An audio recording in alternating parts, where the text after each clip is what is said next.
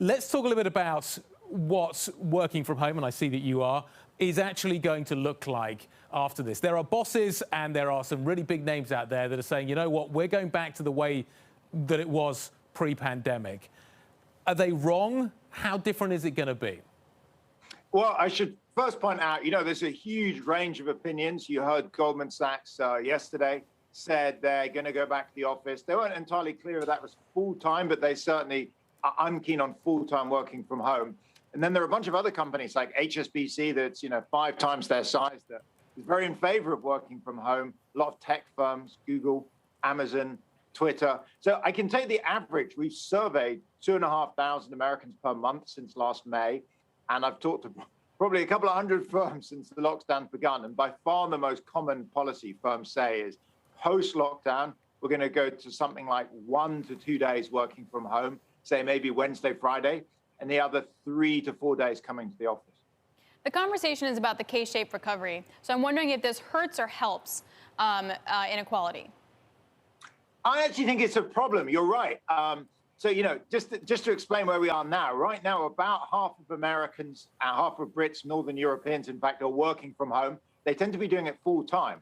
So, they're typically college grads, they're wealthier. And then the other half is basically either lost their jobs, as we see in the very high unemployment numbers, or they're on the business premises.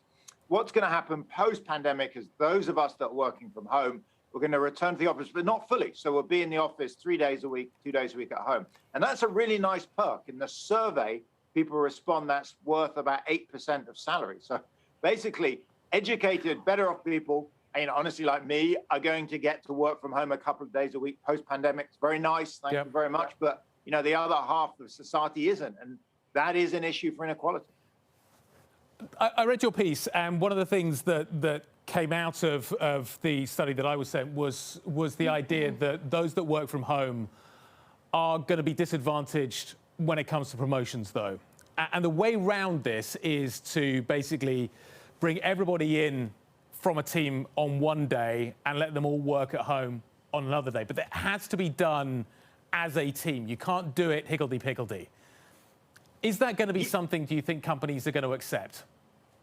Yeah, you're exactly right. So, even my views have changed in this. I've been, as you mentioned, working from home for more than a decade now. And at the beginning of the crisis, from survey data, from talking to firms, it's very obvious. Some people, roughly a quarter, want to work from home 5 days a week. They love it.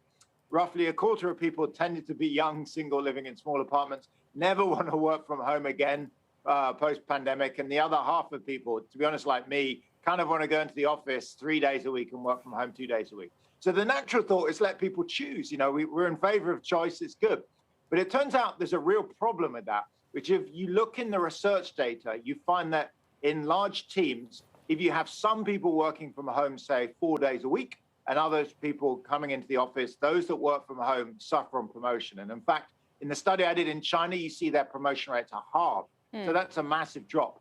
Now, the problem is if you look now who's asking to work from home post-pandemic, it tends to be, it's more likely to be women, it's more likely to be people with young kids, more likely to be people with disabilities, potentially people very religious. And so you can see if you let people choose, in the short run, that's great.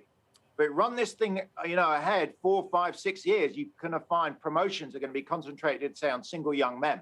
And that is a diversity and a legal, time bomb. Yeah. So I am nervous about letting people choose. I think it's better off to take the central point, 2 days a week at home and have everyone work on those 2 days a week at home and everyone come into the office on the other 3 days.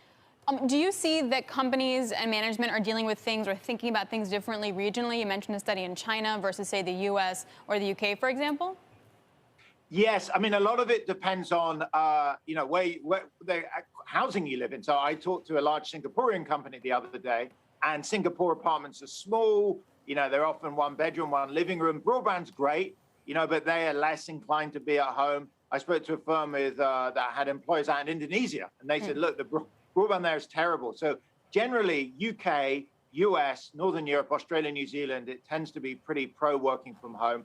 In more crowded Asian cities, it's more problematic, and cities with less broadband, less computers. In Indonesia, they said a lot of our employees don't even have laptops at home, so they can't work from home.